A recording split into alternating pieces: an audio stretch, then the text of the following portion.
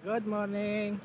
Morning po. Ito na naman tayo sa nakakakabang sitwasyon dito sa Marikina. Ito, mataas na naman yung ilog. Hindi na ako nakababaron sa ilalim ng tulay.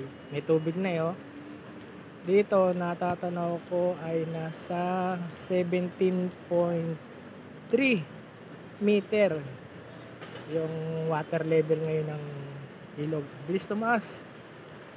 Ayan, oh, lubog na yung pinupwestuhan ko. Ayan yung ilog. Lubog na. Yun. Tingnan natin dito sa kabila. Sa jogging lane sa kabila. Ayun, oh, mayroong nalubog na kotse na. Hindi na natanggal. Focus natin. Hindi na mapo-focus.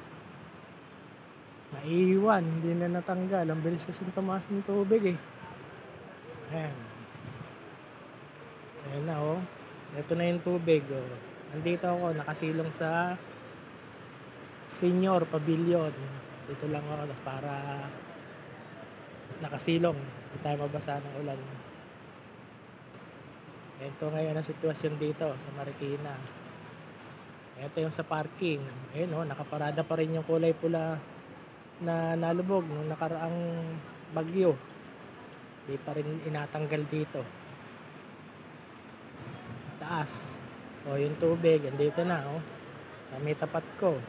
Sa Senior Pavilion. Pag di nagbago ang ulan na ganitong kalakas tapos may hangin pa, eh baka tumaas pa to hanggang mamaya.